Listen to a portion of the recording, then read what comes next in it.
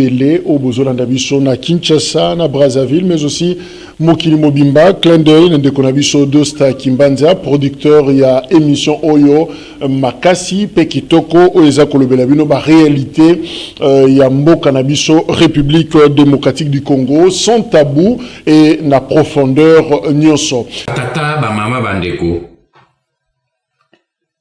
Na occasion ya journée le 19 décembre Oyo Uti Koleka. Na uti ko sala moi message moke na français mais po yango ezali destiné même na batu oyo ya communauté internationale po ba saisir préoccupation na biso pe problématique pe lecture na biso ya journée wana mais na lokota na biso moko na lingide na solola na bino po na répondre na bino na ba préoccupation oyo mingi nga na yoki na jui ba critique ebele oye uti epai na bino papa honoré batu bazaka na mwa respect balobi papa honoré bamosusu balobi ngbanda azalaka na bato te mpo na nini abimisi bato na ye te bato ya ngbanda tokendeki na te peuple abimi na nzela bato na ye bazali te azalaka na bato te azali kokosa bato ou bien alingi bitumba te ou bien azali kotrafaye na yoki nyonso baleki bandeko na ngai soki ozei ondimi te okamba bato il faut ndima pe babwakela mabanga yango wana mosala na ngai na ndimi yango meme soko nazo kozwa mabanga oyo ezali na tina te mais mo rôle na ngai ezali ke nasolola na bino pe tokende na bozindo nalingi nakamata mwa ngonga moke lelo nakolobela bino peut-être makambo mosusu oyo nalobeli bino nano te po te koka kokota na moto nakozwa meme risque po naloba nano napesa bino baexplication ya bozindo oyo nano napesi peut-être bino yango boyoki yango malamu te po bocomprendre sanse ya etumba oyo ngai na bino tozomene yango po mingi na kati na bino baze koloba meme baintellectuel okomona mingi bazali critiquer et tout mais oyebi problème ezali ndenge na yebisaka bino na société ya biso ya bakongolais moto nyonso alingi kokritike moto nyonso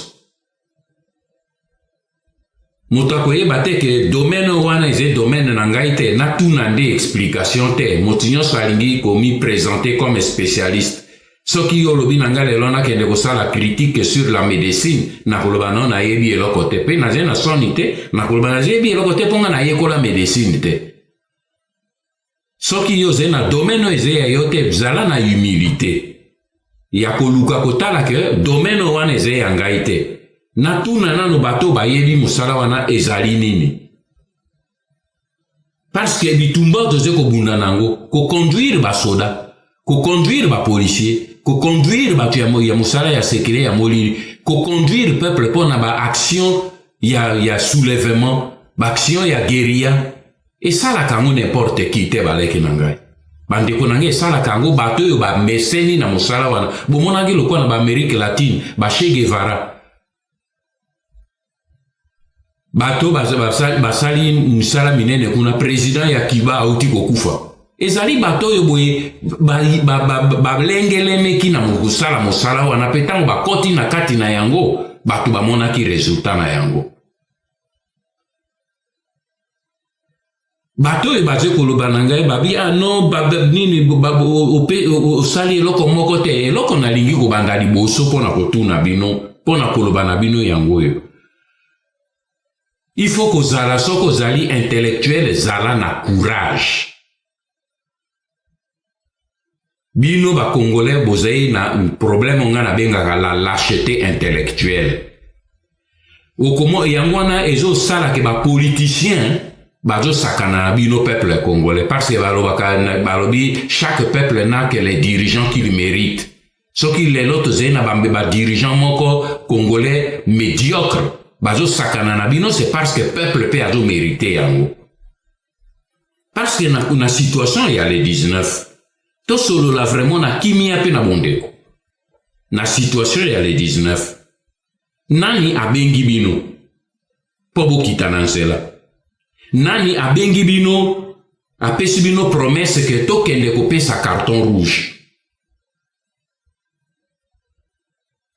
mais moto ya bengi bino alobi to okende kopesa carton jaune pe to okende kopesa carton rouge bolandi ye biso bato pe na koyebisa bino tokokoto lelo na bozindo ya makambo toyebisi bino ke bokenda te parce ngai na yebi sekele ya makambo loko ezoleka na bino bozomono bino zomono scenario ya libanda me ngai nazomono na se ya mai bino zomono bato na tolo baze kosala me ngai naze na se ya mai nazoyeba banani balati bilamba banani baze bolumbu mpo ngai naze na se ya mai nazomona bango mpe ntango nazoyebisa bino bolingi koyoka te nalobaki nabimaki nayebisaki nalobi na le 19 eloko moko ya malonga ekosalema te bokende te parce eloko ya malonga ekosalema te bolobi ano Honoré Ngbanda alingi kaka nini kozala ye moko biso tokokende bo nalobaki yango polele na bito toze na demokrasi baoyo balingi kokende bakende bino bokeye bolandi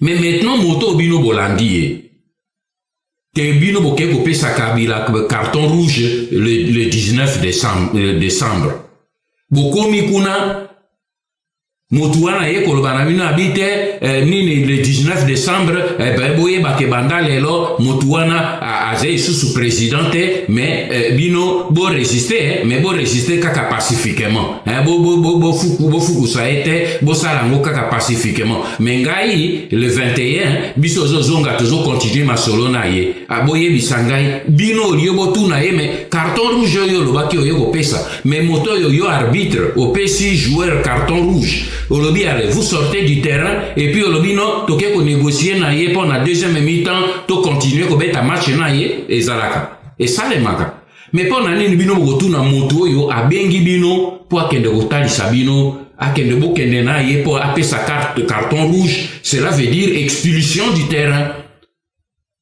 Soki bino bo comprendre yango autrement mais ndenge ngai na comprendre c'est que promesse ba pesi bino un carton rouge so ba pesi moto carton rouge cela veut dire c'est l'expulsion alors soki ba pesi kanambe carton rouge eze a quitté Congo bima kenda alongwa na terrain ya nini ya jeu mais moto ya bengi bino pote bozwa bokende kobimisa ye alobi na bino bofanda pe moto wana lobi non boye ba malamu ke banda lelo na minuit nini Kabila aze sous présidente kasi moto ya bengi bino ye moto depuis 2011 timbula mitano lelo azolo bana biso ke Kabila aze jamais président yende aze président élu ndenge nini lelo yo boye ekomi mbula mitano nde aye ko reconnaître te Kabila aze président manda posoko lobi ke manda na motezo aussi là cela veut dire que o reconnaître manda wana mais mbula mitano balobi ke Kabila aze président te yende aze président élu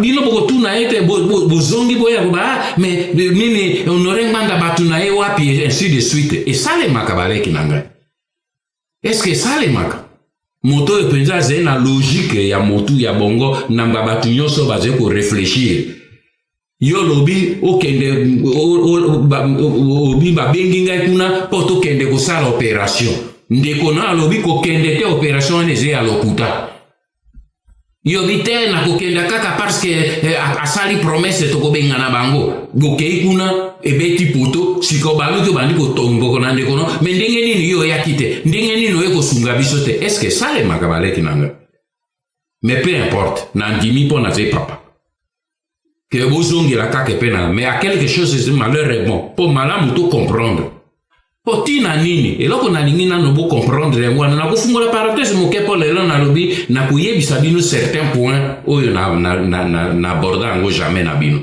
po il faut to mi comprendre po na phase to komi lelo e komi phase ya suka po na nini na 2006 na 2011 tango bo sala kinga pression na sali tipe na ndimaki que tosunga bandeko wana na dynamique wana na 2006 soki na ndimaki ezalaki po leki na ngai Jean-Pierre Bemba a prometaki nga lobi papa tango soki loko ndenge yo lobi na ngai ke soki na longi bakobotolo ngai nini résultat ya victoire na ngai bakobotolo ngai victoire na ngai na tricherie eh bien papa wana oyebi malamu nga naze na bato nanga na kosede te pe ekongi nanga bi omoni esika tokoya kokutana bon nga nayebaki ke kosalema mais comme ye azalaki na bato azalaki na basoda ebele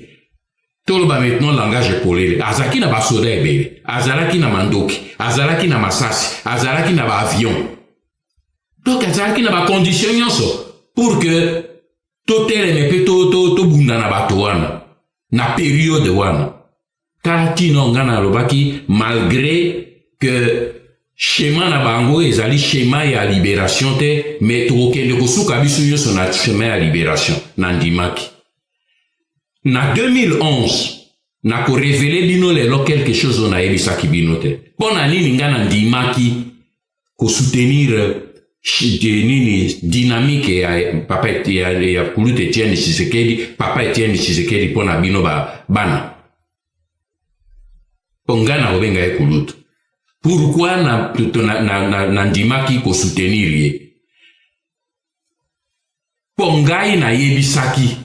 Tango batu na ye, équipe na ye, o batindela kingai bango. Pona koya kotuna vraiment, mon frère, honoré, il faut nini, omitia po osunga, parce que na mosala otozo bunda nango kuna, ba menace ezali monene, risque ezali monene pona sécurité ya Kulutu na yo. Est-ce okoki ko aider biso te? Moto ayaki kosala démarche wana ezalaki directeur ya cabinet ya papa Etienne Tshisekedi à l'époque. Moleka Albert. Na yebisi na ye na bi leki yebisa na Kulutu je suis disposé. Pour peuple mobimba bati espoir na kote wana. Mais à une condition. Nazo lobela bino yango lelo na lobaki yango jamais.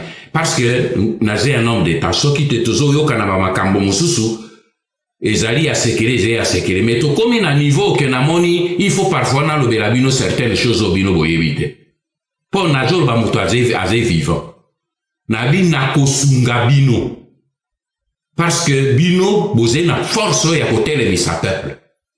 Mais na 2011 wana ngai na bato oyo ya nini ya bato na pe na kolimbola bino po zoba bato ya nganda boyo kakatina na ngote na ko expliquer bino lelo. Bato na ngai bato na yebisi nga bi bato na ngai bakozala prêt. Po to koma na phase po na yebi ke ndenge ezaki po na Jean-Pierre to koma na phase moko.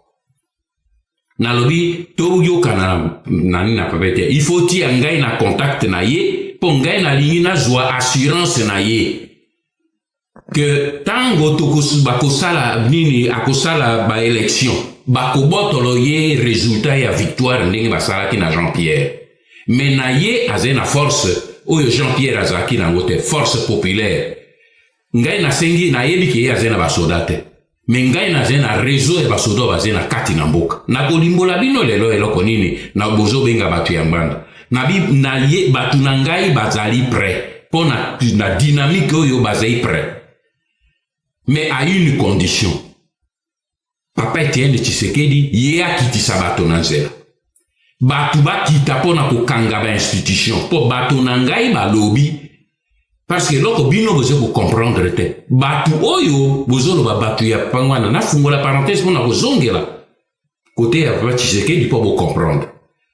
Bato bino bozo loba mais nakati na mboka loko epe na biso baleki na ngai boba batu na manda babimite bino okanisaka ke batu na ngai na tia bango to na ngomba moko ya kibomango to na tia bango na kisuka bafanda kakuna balia kakuna esika oyo boye nini l'état azali ba occupant bazali partout yoko kamata une unité ya batoke lobomba bango na esanga otia bango wapi ogolesa bango ndenge epai mususu Congo Brazzaville epai mususu ba occupant yo kende kobomba batu wapi batu oyo na oyo biso toze kotele miseze armée kaka oyo ya biso ya ba congolais musala ngana bandaka na Bruxelles ya kotele misa ba généraux ba officier yango wana na ze ko continuer yango na bokutu ba officier loko ba bengi 5e colonne eze bato ba kende kolala quelque part na dortoir te ze kaka bato baze na kati ya armée pe bato baze na kati ya armée wana na kati ya police na kati ya ANR na kati ya DEMIAP baoyo bazali kuna eze bato bazo fanda na Kanambe jour et nuit esika moko pe bango baze komona maso eze koleka bango nde bayebisi balobi nini papa soki azali prêt ya kokitisa bato bakende kookipe ba institution c'est-à-dire ba symbole ya institution biso tokokota na mosala na kozongela yango plus en détail tout à l'heure ngai na yebisi na Albert Moleka nalobi nalingi naza na contact na joie ya matoi na ngai na yoka ngo na matoi na monoko ya papa Etienne Tshisekedi ye moko abongi saki contact wana ezalaki mosanga na yebisi nabi pona discrétion na ngai pe na sécurité ya mosala bato na bino ya IDPS wana ezali pourri tout autour na ye ezali pourri na lingi moto ya sûr ou yo moko directeur de cabinet Moleka ou moto ya sûr alobi na ngai bino ngana okoka kozala tout le temps pembe na ete mais toze na moto ya sûr lokola yo pe oze moto osaka mosala ya Nzambe tozali na mosali ya Nzambe mais lokola na prometaka na mosali ya Nzambe wana senga ngai papa jamais na misala na bino ya politique kobimisa kombo na ngai te na kobimisa kombo na ete mais Albert Moleka yebi bien po ye moto atiaki nga na contact na ye pasteur wana azalaki pendant la campagne pembeni na papa Etienne Tshisekedi ye moto azalaki kobenga ngai koyebisi ngai naza kobenga ye mpona ngai ko moto azwa singa na ngai te ngai naza kobenga ye asoake na telefone pembeni na Tshisekedi na bengi ye sika apesi ngai ye nde ntango akei apesi ngai Etienne Tshisekedi mpo nasengeleki natoyokana na une chose nalobi kulutu bato oyo ya ngai mpo na sécurité na yo fanda kimia po nyonso oyo bango bakomeka kosala po babuka bazwa yo na kozala au courant mais comment nakokai kozala au courant so nazalaki na bato te po bato na ngai etika bato bazotambola na Kanambe bato bazotambola kati ya Barwandais bango wana baze kosala mosala na ngai bandeko na biso baze kuna nazwi risque wana po il faut bo comprendre une fois pour toutes po soki nazosala mystère bobi azosala mystère po bato bazali te eze po boyebi ndenge nini mosala esalemaka te nayebisi ye nabi bato na ngai baze na kati nyonso bakomeka kosala po batushe yo ekosimba te mpo na koyeba yango avant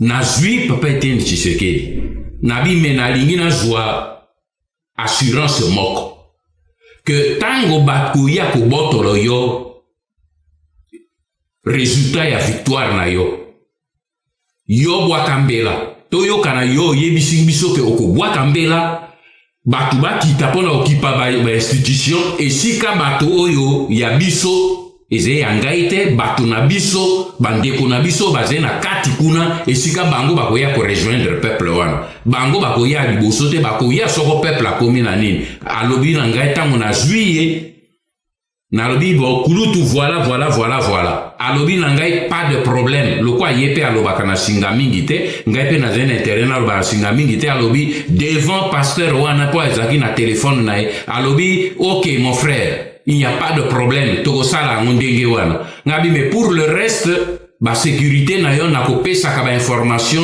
na réseau X po ekomelaka yo makambo nyonso esili mpe bino moko boyebi ntango makambo wana esalemi tozongeli ye natuni na ndeko ya pasteur nalobi maintenant miso na biso eze kotala kuna bandeko bazali prêt baze kozila papa abwaka mbela mais soko alingi kobwaka mbela bo prévenir ngai mpo bandeko mpe bayeba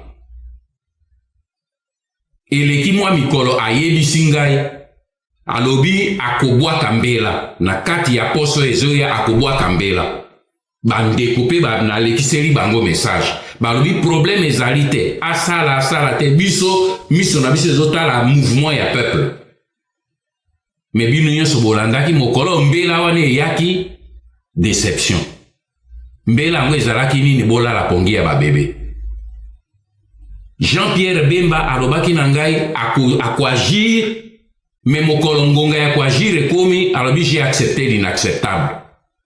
Papa Etienne Tshisekedi tango alobi ke akobwaka mbela mokolo mbela ekoki alobi bolala pongi ya babebe. Tala tina oyo ngai na acceptaki mbela oya 2000 action oya 2006 na 2011 na limbola bino na bozindo te tala tina yango wana parce que ba action wana nyoso so na supporta so pona yebaki que sacrifice au peuple a kosala et ko conduire bango jusque na victoire finale. Yango wana na lingi na yebisa bino pona nini mbala oyo na boyi malgré que na jui ba pression koleke uti gauche droite ti même na kati ya pareko. Il y a eu des cadres, des gens qui ont fait pression même au konji mbalo so to salite ko salamabe na yebisi ba mona lobi musala tozo sala ngo pona ko plaire opinion te balek tozo sala ya unga na zo conduire bino poto libérer mboka na sai wana pona na plaire opinion te. Ce n'est pas l'opinion qui va libérer le pays. C'est la force qui est sur le terrain qui va libérer le pays. Mais ce qui est salamité pona nini na boy. Et j'ai même été qu'un na boy bango le lo bien. Pour force bino bozolo ba ke batu bazaite bazalite baleki nanga.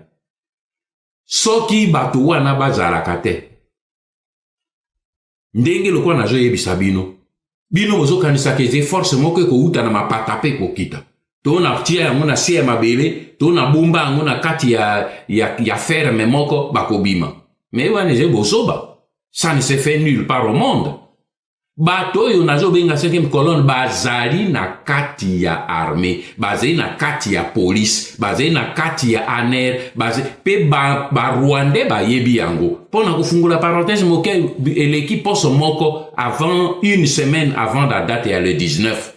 Ba Rwandais James Kabarebe ayaki na mitindo ya Kagame ko yebisa na nani na Kanambe. Alobi il faut éliminer, nettoyer réseau yangbanda na kati ya nini ya entourage na yo ezala na ANR ezala na DEMIAP ezala na nini na armée pour soki yo sali yango te ekozala gênant pour te poursuivre le travail. Mais botu na bazena bandeko na Kinshasa botu ne loko na zoyebi sabino bakangaki ba série mpon bis nga na sala kama kelele pona ngote mais bakangaki ba Jean ya ANR Kalev Mutondo pour faire croire na nani na Kanambe ke azo sala mosala ya malamu akangi 5 oya ke kotia na prison. Malheureusement les 5 sont des innocents et ze bato ya raison na ngaite. Mais asali yango pour que mon continue à mon accueil, asali mosala, mais il a sacrifié les innocents comme ils en ont l'habitude. Mais pour na yebi sabino que bango ba yebi que nga na ze kotambula na bato. Mais bino nde bato bozo landanga boyebi bolingi kondimate mais tali bino.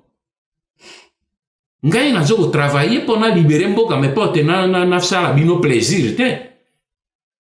Bukanisi que nazali zoba que mbula zomi natika mwasi na ngai bana na ngai naza ko vivre na ba conditions ya clandestinité qui sont les conditions les plus dures pour na sala plaisir na se ko sala ngo pona mboka na biso pona bino pona bana na bino pe bakoko ya bakoko na bino yango tozo nazo sala sacrifice wana bongo kanisi ke na koki ko sakana soki na yebite que musala nazo sala ekokoma à bon port. Batu oyo boye bango baye bakangi ba sacrifier. Mais batu oyo boye baje ko sala baze na kati. Mais pourquoi mbalo e salemite? Parce que boyo kanga bien tango bango ba bandi. Batu oyo ba politicien baye ko engager bino na voie ya makambo ya dialogue. Ezete ke nazo zongi la makambo na bano na bimise la kibino yango liboso na batu nyonso nano boyoka kiteke dialogue ko salem na bimise bino na boyoka te boyeba ke contacte se salemi e banda ki contacte wana ba charge ke zalaki équipe ya nani Kalev Mutondo nani Vital Kamerhe et Félix Tshilombo rencontre ya liboso e banda ki kuna. Naebisaki na bino, bondimaki ngai te. Que dialogue, bato bajo négocier dialogue, ba fingi ngai, bongo naebaki yango komo. Nga nafanda na Kanambe, nga nafanda kabiso na Vital Kamerhe, nafanda kabiso na Mutondo. Est-ce que biso na nani na Félix Tshilombo tosolaka? Nga zena tina na mi déplacé te. Voilà, tout le bel sujet aux maîtrisé Malamou, il y a monsieur Honoré Ngbanda, Oyokotoyaki, étant Moulaï pendant plus de 16 ans. Alors, vous avez travaillé pendant des années aux côtés de monsieur Honoré Ngbanda. Alors, aujourd'hui, beaucoup de Congolais regrettent de ne l'avoir pas écouté. J'ai regretté que Ngbanda a Tikibiso, en tout cas brusquement, de manière inopinée. Alors, Sokitoyo Kakaye, évidemment, ce qu'on pouvait appeler prophétie politique à Zakopé, ça nous sommes rattrapés les lots, la réalité wana. À votre avis, qu'est-ce qu'il aurait aimé, je parle de Honoré Ngbanda, que le Congolais fasse aujourd'hui s'il avait été là pour en finir avec cette descente aux enfers? Ndeko Kalonji, concernant Papa Ngbanda, na idéologie naie, son travail, son combat, etc. Ce que je peux dire par rapport à Bandeko, Bazo regretter les lots, c'est normal, c'est vrai, d'avoir pu, pour les gens comme nous, avoir pu côtoyer quelqu'un comme lui. On sait que franchement, je le disais de son vivant, et je le dis encore aujourd'hui, j'ai toujours considéré que c'était une grâce. Je me rappelle, membre qui a cabinet, il y en a plusieurs à qui j'ai eu à le dire. Je disais, malgré que tout ça qui n'a pas si et tout ça là, mais tout considérer que c'est une grâce que Dieu nous a fait d'être à côté de ce monsieur-là. C'est une grâce que Dieu nous a fait d'être dans les premières lignes. Il y a combat pendant qu'on libérait Mbokanabiso, qu'on libérait réellement. Et concernant Papa Ngbanda, il avait à cœur de faire sa part, comme il disait. Et il avait à cœur que chacun aussi puisse faire sa part. Parce que dans tout ce que nous vivons aujourd'hui, Mouto Akataka Makambo, Mouto Adesidaka, Ezaye Moko Kolonzambe, et donc Papa Ngbanda Boebi Kazalaki, chrétien, pratiquant, etc. Ce qu'il aurait aimé d'abord, je pense, c'est que tout se ressaisir spirituellement, total Makambo selon vision. Papa Ngbanda et nous tous d'ailleurs, pour la plupart, nous avons libéré Mboka, et puis bien que lui-même il a toujours dit qu'il n'avait pas d'ambition politique particulière à part Nini Azaki Koluka, surtout que Sungabiso plutôt libérer Mboka, on est nombreux, non, surtout même libérer Mboka, c'est lui qu'on voulait comme président. Mais plein Nzambe, et ça plein Nzambe, biso tozarota la makambo na miso ya biso batu, et tozakomona comme un futur chef d'État de la République démocratique du Congo. Donc tozong on a plein na vision ya Nzambe, et c'est là on se rend compte que sa mission c'était sûrement plus ya ko lamusa biso, ya ko fungola biso misu, et article biso ba élément et belé. Alors toke ba na flatteur, parce que si y a un défaut au président Azaki Kolingate, et ça il me l'a dit à plusieurs reprises surtout ces dernières années, en me parlant même de certains cadres en particulier, même Nakati Apareko, il disait c'est un défaut qu'il n'aime pas, c'est la flatterie.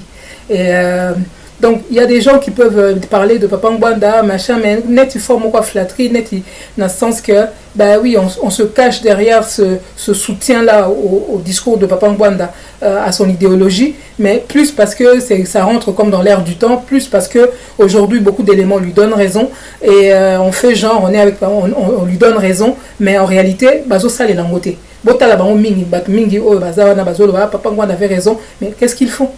Il faut même pas ce que lui demandait qu'on fasse. D'abord,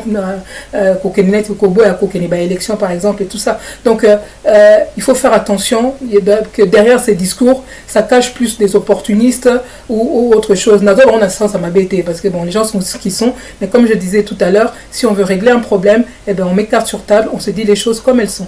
Et donc, aujourd'hui, tout ça est là, idéologie à Papa Ngbanda. Pour ceux qui croient qu'il avait raison, tout ça est là, on a monté ma moko et tout banga pour appliquer ma kamususute, même si ça nous paraît compliqué. Parce que Tobo Sanate, Yemoko, a jamais que si jamais l'un d'entre nous n'était pas là, que les autres s'arrêtent, que le combat s'arrête. Pour fonctionner, il reconnaissait Kimbangu comme un prophète de la libération, comme il l'a dit lui-même. Il reconnaissait le combat de Patrice Emery Lumumba. Il a fait, c'est l'un des politiciens auxquels il a souvent fait référence, politicien congolais. Il y a référence de son vivant et tout ça. Mais c'est pas parce que Kimbangu est parti, Lumumba est parti que lui-même Ngwanda s'était arrêté, non. Donc Bisso peut un peu sur la même lancée, et au contraire, quand nous avons notre chef qui tombe comme là, eh ben, nous devons avoir encore plus à cœur de relever le défi et de prouver au monde que nous avons eu un bon prof, un vrai prof qui savait à Edag Makabebele et à armer Bisso, à outiller Bisso. Alors aujourd'hui, par rapport à ce qu'il aurait aimé qu'on fasse, je n'ai pas d'hésitation pour vous répondre qu'il y a les 7 mesures. Et ça tombe bien d'ailleurs, c'est l'anniversaire du CNRC, le Conseil national de la résistance congolaise, que le président Papa Ngwanda avait à cœur. Sobotali, même toutes ces vidéos ces dernières années, il y avait toujours ce logo là du CNRC. Et pourquoi? Parce que ça s'inscrit dans les 7, enfin le principe, il y a 7 mesures où il y a Tchagi Namesa pour libérer Mboka. Et donc pour faire vite, la première mesure est qui qu'on suspendre l'activité à ma parti politique, c'est ce qu'il avait demandé. C'est-à-dire qu'on suspendre l'activité à ma parti politique, ça veut dire qu'on n'est pas là pour aller aux élections déjà. On refuse déjà d'aller aux élections. C'est déjà la première mesure. La deuxième mesure, c'était la constitution d'un front patriotique de salut public.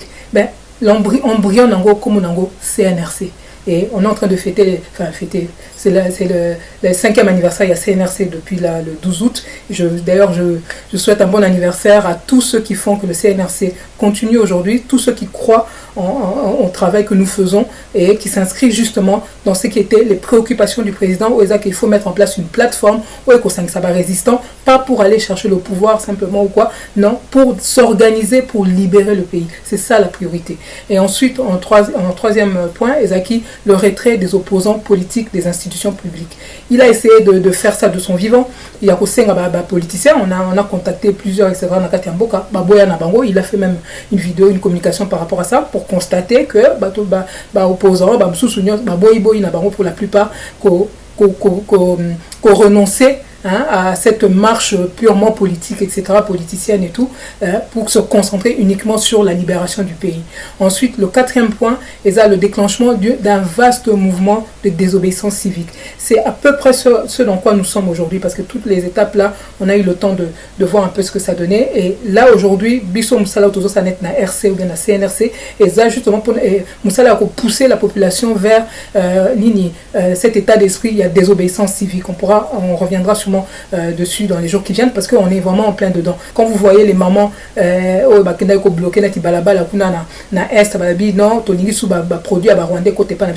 une forme de désobéissance civique, c'est une forme d'action où le principe de la désobéissance civique est que et si zali et si quand zali ça oyo au coquille pour bloquer banguna, ko paralyser bango, ko ralentir bango, voilà, c'est ça, ko saboter bilo na bango si possible, etc.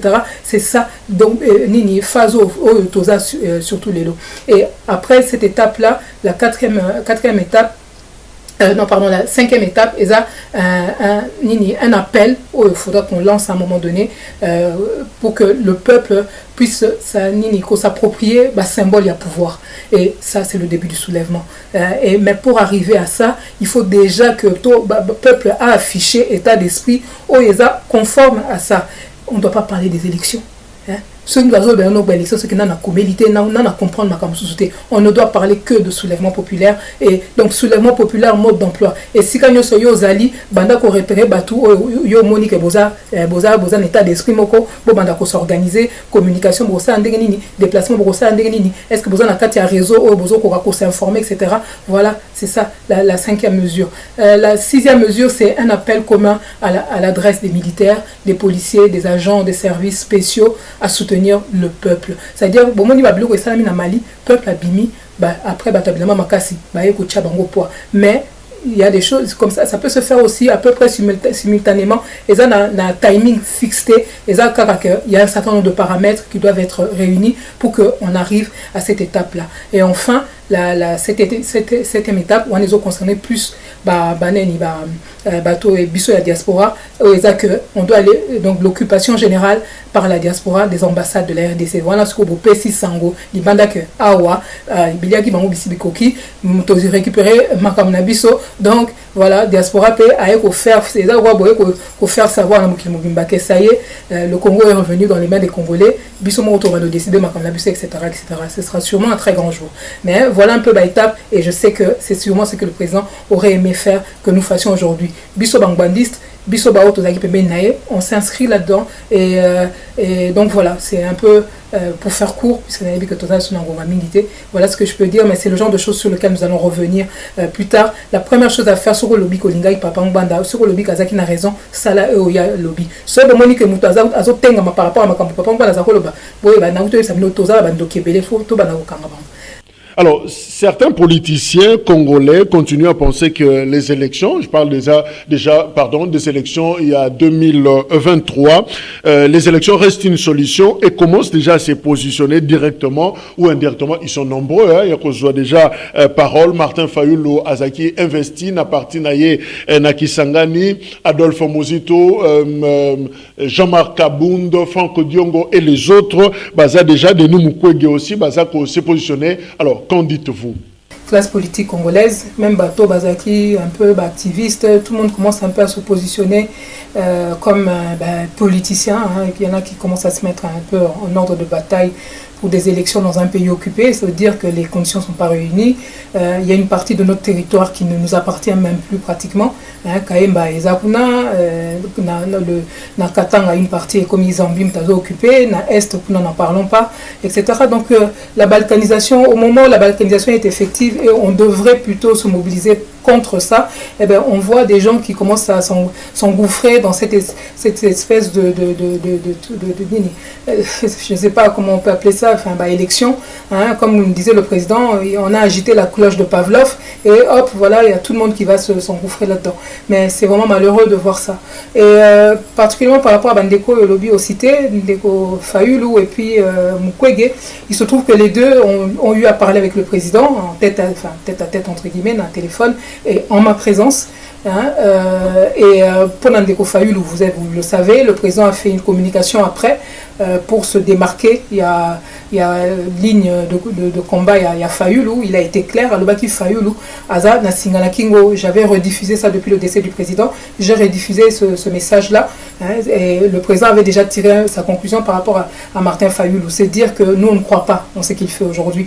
Hein. Et concernant Denis Mukwege, il ne s'est pas prononcé spécialement pour la élection pour l'instant, bon, je pense que quand même, ce cas Alinga qui a déjà fait la déclaration pour dire que ce n'est pas le moment, ou voilà, il n'est pas intéressé, etc. S'il ne dit rien, et vu l'agitation qu'il y a déjà, etc., on voit bien qu'il est déjà en train de se positionner. Il a besoin peut-être d'être adoubé un peu plus par la population. Son rapprochement avec Fayulu s'inscrit là-dedans. Mais, Eza Mawamingi.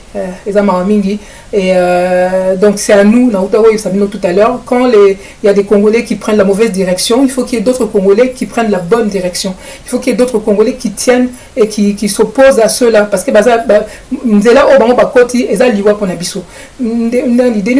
médecin.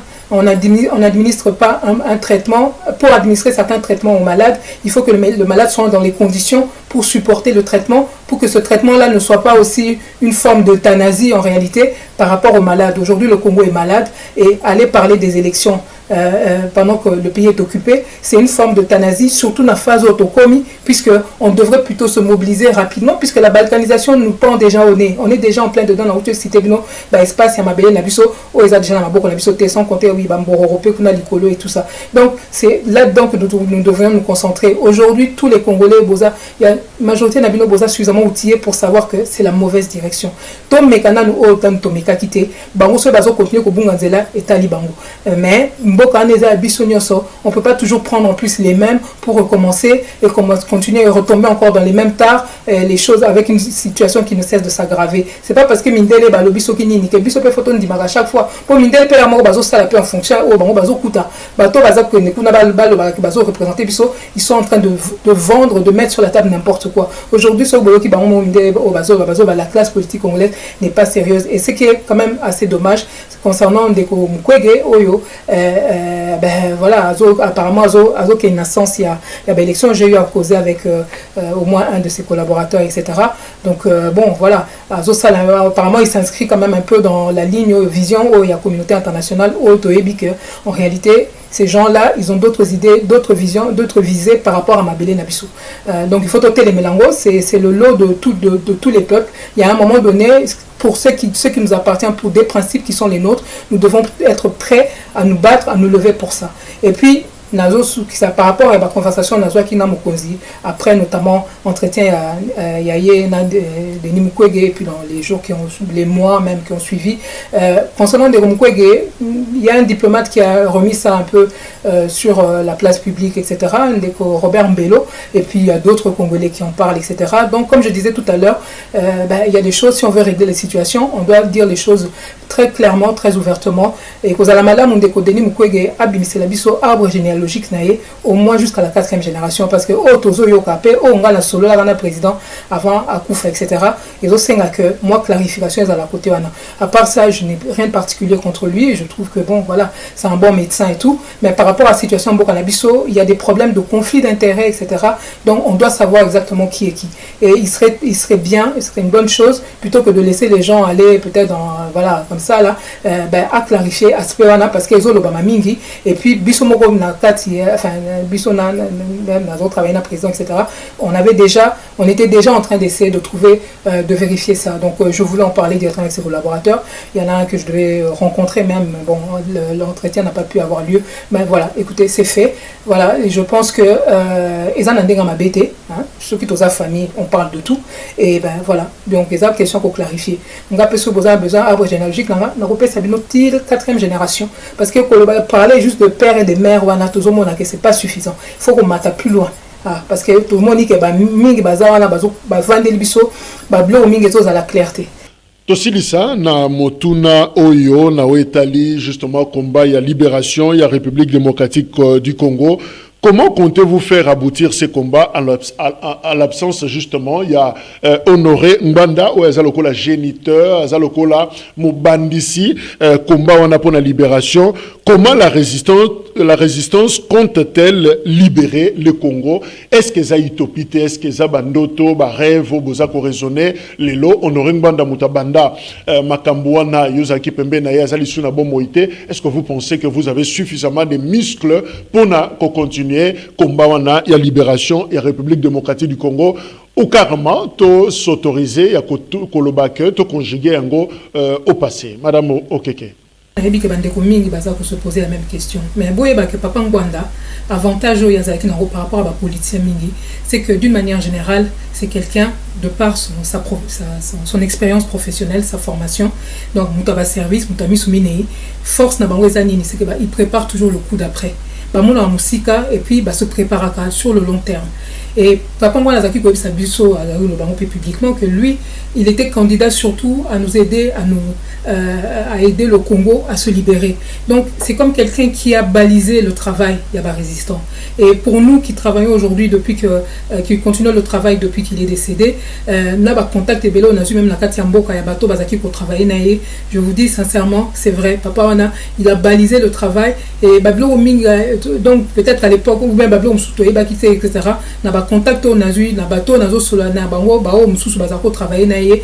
Je me rends compte que il nous a armés. Il ne nous a pas armés que spirituellement, il nous a armés au niveau de l'idéologie, il nous a aidé il a pris d'autres dispositions au détail parce que tout ça on a quatre vitumba qui font que en tout cas ceux qui battent ici que biso batoko biso toko ko telema biso ça bana papa ngwana toko telema te po yemo ka lobaki ngo que combat il faut continuer audio ngo tout na comment ko chila bilongo régulièrement etc.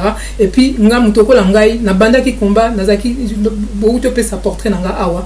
J'étais déjà dans Toponi Congo, donc c'était avant même que la création y a Apareco. Dans Nazam Banda qui même avant Apareco, bien que j'étais déjà en contact avec le président, mais j'ai commencé avant, j'ai pas attendu la création de l'Apareco. Et donc Nazam Mouto Naza déjà engagé, Ngamoro déjà. Donc c'est pas le fait que le président est décédé, il y a un des stopper Bisso, et surtout il nous a vraiment laissé ce qu'il fallait pour tout continuer. Donc tous les autres quand tu classe, tous les qui permettent à papa autant que ça biso neni ba pechaka azo sabino mbi César Kotoyo so bo nini bateau na bino fobo sala ngo boye fobo kende côté boye filet na bino fobo sala boye. donc tokota ki classe bao batanga ki malamu te ah bazaki adepte ya école buissonnière ba onde bazana difficulté lelo mais biso tozaki réellement pépé na ye tokoki jamais kotika pe tokotika te je vous dis tokokoma donc les gens vont dire que ce sont des paroles à l'air c'est pas grave hein bao bakanisa ki ke ba ko bâtir mona bango sur le malheur des Congolais ba ba lelo nde papa akei toza ko bamboa bakati singa ba onde bazana namba. Voilà, Natike Lyotan, ce que vous en a un dernier mot, peut-être il y a qu'au placer par rapport à l'échange au Nyon Soto Zalakinengo. Ndeko Kalonji, au mot de la fin, en tout cas, Makamagolo Beza Mingi, n'a dit que c'est pas en un entretien seulement qu'on peut tout régler ou en tout cas tout discuter de tout, etc. Mais si on peut retenir quelque chose pour aujourd'hui, il faut comprendre que par rapport à la visite au Toutozwa, il y a Thomas il y a États-Unis. Batouana, la réalité c'est que il ne comprend capable de changer donne d'un terrain. C'est-à-dire que quelque part, ce botal l'histoire il y a Congo, la communauté internationale n'écoute que ceux qui viennent par la force. Vous, le peuple, si vous montrez que vous êtes fort, on vous écoutera. Tant que vous avez net, vous avez lalaka, vous avez se mobiliser pour aller discuter avec des terroristes du M23, alors que pas la américain ou bien jamais ils vont discuter avec des terroristes. Hein? On les arrête ou on les neutralise. Mais quand c'est chez nous, on commence à nous faire voilà, tout ce qu'il faut là pour qu'on discute avec eux. C'est pour montrer, ça montre justement qu'ils n'ont pas assez de considération pour nous. Et pour qu'ils aient cette considération pour nous, c'est à nous de nous imposer. Hein?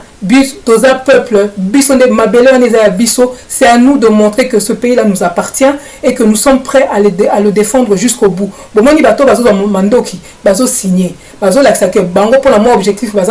Ils sont prêts à mourir s'il le faut. Et hein? Donc, avec tout ce qu'il y a dedans. La meilleure manière que nous avons pour nous remercier même Nzambe pour nous chrétien, la Bible, de Genèse à Apocalypse, etc. Beaucoup de chrétiens combattants, chrétiens bundela mabele naï. Pour la nini bino beaucoup va na bandaku, ceux qui sont sambela, bo vandika bozo zelani, ceux qui nzamba ko kidal sous non, à quoi agir à travers biso. Tous les appeler au balanda qui Néhémie, au baebi va comprendre mission na bango et on s'organise pour aller protéger ce que Dieu nous a donné. Hein? Donc, là, on a une sabino surtout yangoana. L'autre chose que je peux rajouter, Félix Azo, mais déjà, on vous annonce là qu'ils vont donner $1 million à chaque diocèse. Il y en a 41 et tout ça. Maman et si combien? Chego, Bazalibanda, si combien? Bino, Bozo, mon appasi pour la maille, pour la courant, etc. Si combien?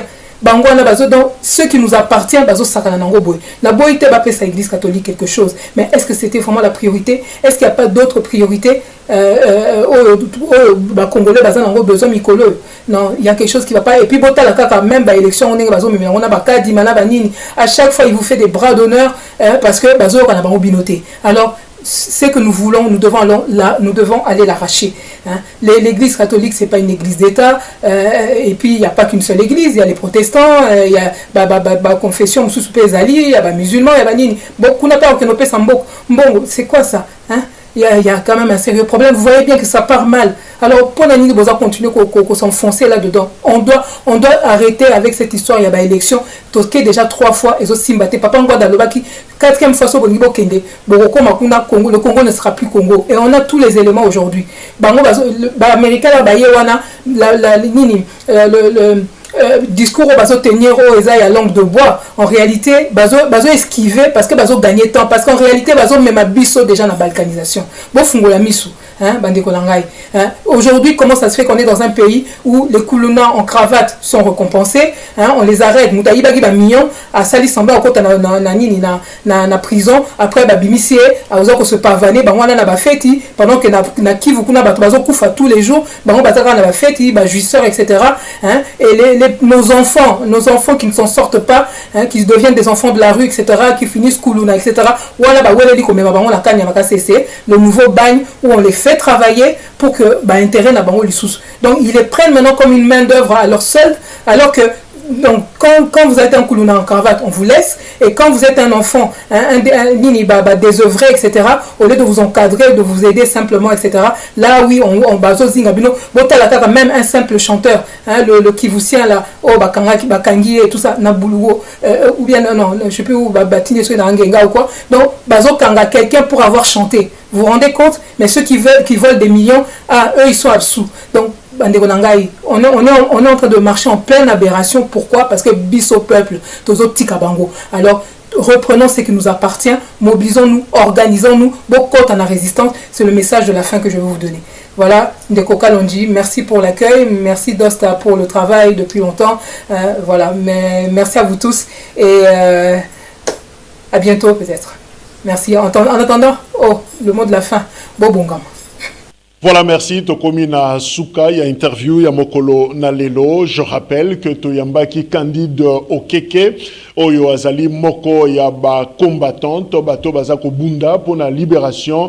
Il y a République démocratique du Congo. Elle est longtemps, Nakati a résistance d'ailleurs.